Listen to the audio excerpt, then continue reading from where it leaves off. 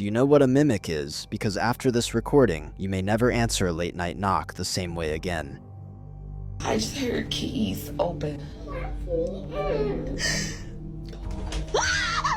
my god! I'm not gonna let you in. It was 1 in the morning. She was home alone. The baby was asleep in the next room, and her boyfriend was at work, not due back until morning. A single knock can change everything. A single sound can tell you a lie.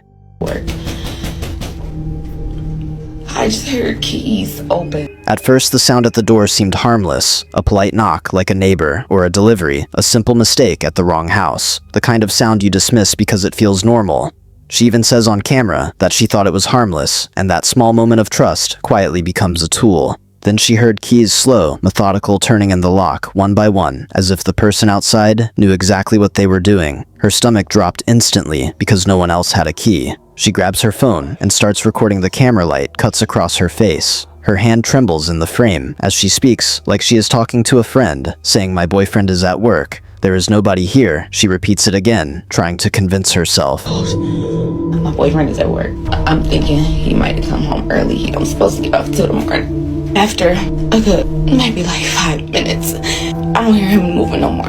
Minutes pass. There are no footsteps, no door opening, no movement, and her mind tries to explain the silence. Then the knocking changes. It becomes slower, heavier, more intentional. Each knock measured like a step being planned. When a sound becomes intentional, you have to pay attention because intent turns fear into strategy. A voice suddenly speaks from the other side, not a voice that fits a body, not a voice that sounds like human breath. It slips between laughter and pleading. "Let me in," the voice cries. But something feels wrong, like a copy, wearing the skin of a voice. She whispers back through the door, and a sentence meant to protect her becomes an invitation, because the voice outside repeats her words in her tone, with her exact timing, saying, "I'm not letting you in," back to her, using her own fear like a mirror, and laughing at the reflection. Oh my god! I'm not gonna let you in. What the f*** is that? My boyfriend is at work.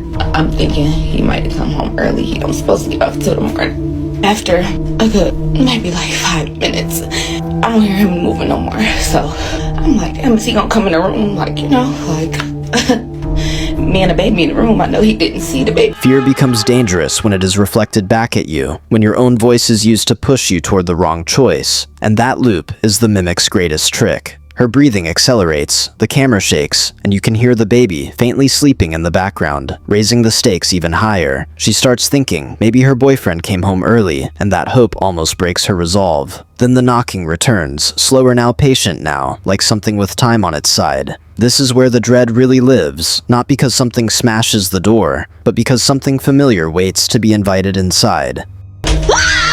Oh my god!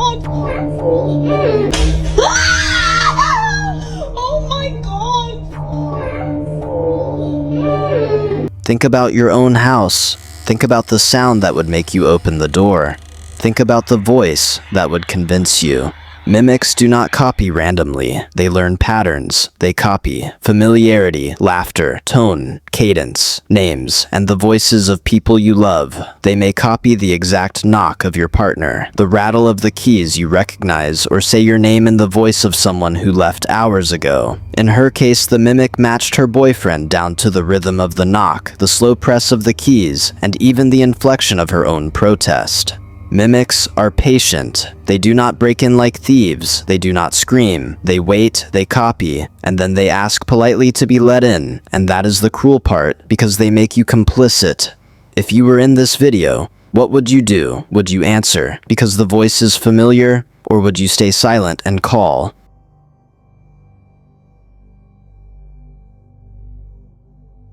If this ever happens, keep the door locked and latched, use a chain or a peephole, call the person on their phone, and ask something only they would know.